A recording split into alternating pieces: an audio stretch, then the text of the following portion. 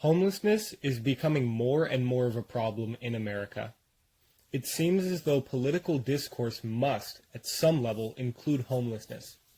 Because there are an estimated 550,000 homeless people in America, the issue has become more and more personal each day. Due to this being such a prevalent issue, many solutions have been brought to the legislators' attention as well as our own. Homelessness seems to have no real solutions. Many frustrated citizens view the homeless as pests and attempt to pass laws limiting public exposure to them. This puts even more public pressure on the homeless, who are already suffering from some of the highest rates of illness, both mental and physical. Frustrations of homelessness from the public don't end here. A homeless person by the name of Ron Jacobs recounted a story of two police officers in the middle of the night demanding he leave a park he was sleeping in. One officer held his police baton as the officer talked about the homeless man as if he did not exist. After deliberation, officers told him to, quote, "get the hell out of our sight." This shows that there is heavy animosity revolving around the homeless and serves further to show the importance of sympathy involving the homeless. Homeless people deserve, as humans, to be treated as such. Though the example previously given, and many more that I am sure that each of us has experienced, it is clear that the homeless are treated beyond poorly.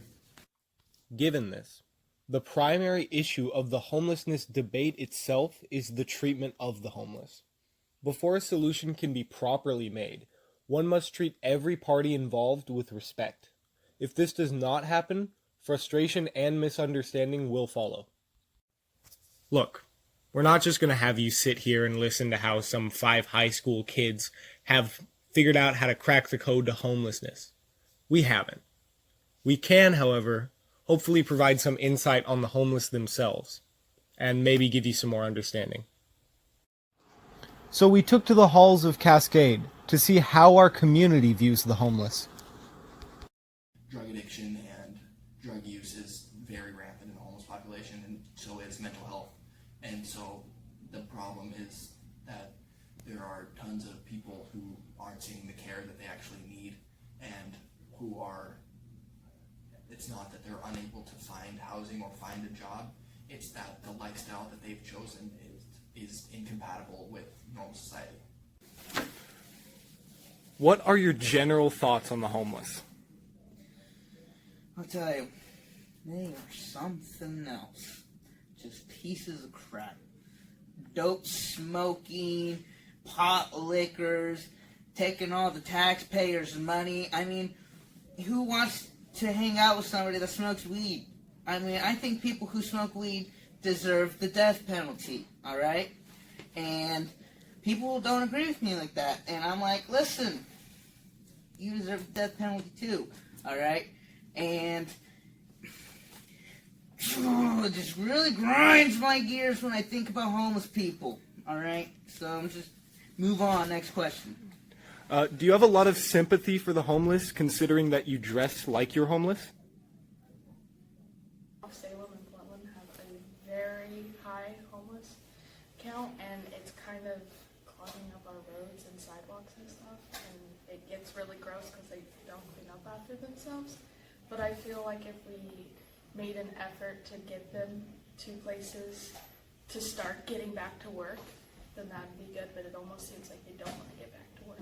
So if I am walking around downtown Salem by myself and I do come by somebody who happens to be like sleeping in a doorway, I can't deny the fact that it makes me uncomfortable.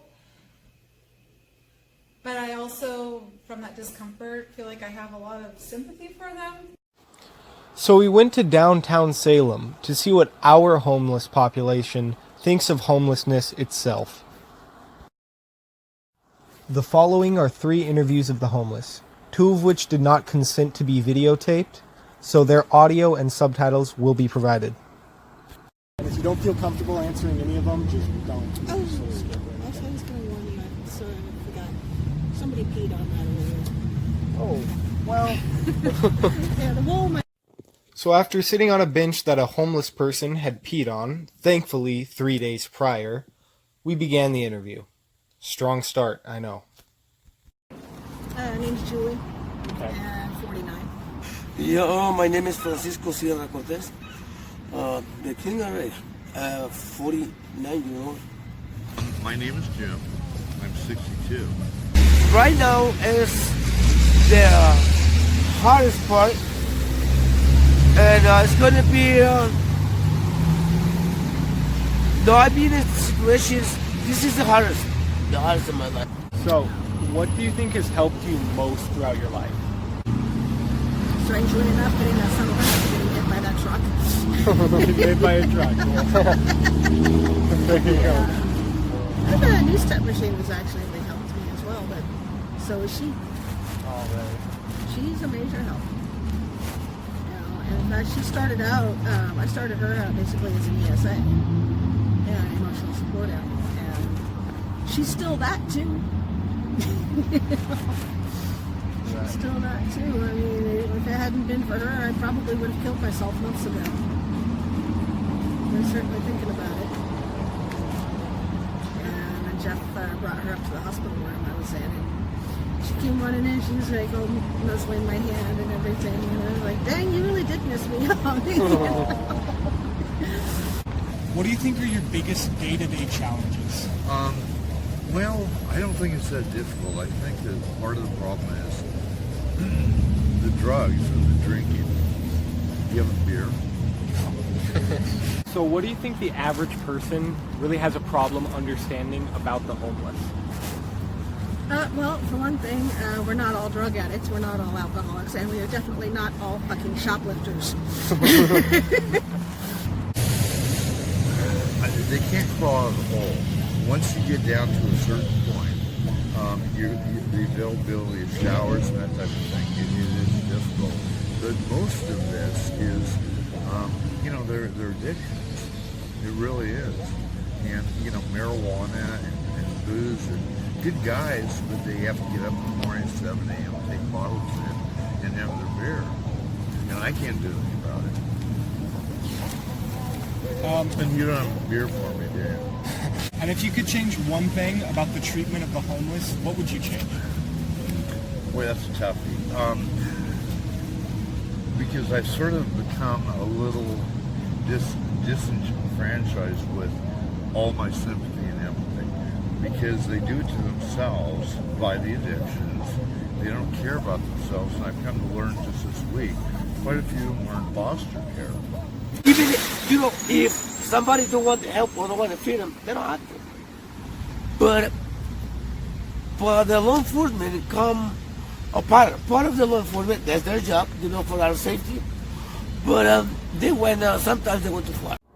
The issue of homelessness is very complex. There's not one blanket solution that can be applied to fix all the problems. Some may suggest that the issue is the lack of social programs, but that's not always the case. We were talking to a man whose marijuana addiction put him on the streets. He said he had the resources to fight his addiction, but he just didn't use them. Others say that the homeless should be kicked off of public property, but then where would they go? It's clear, though, through all of this, that homeless people deserve to be treated as normal members of society. The negative stigma of the homeless holds them back the most. The more our society treats them as different types of people, the more they feel like different types of people. So what am I saying?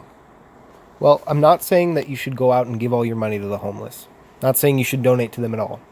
I am, however, saying that next time you see a homeless person on the streets, don't avoid eye contact with them. In fact, maybe take them out to eat, buy them a meal, have a conversation with them. They're not that different from us after all.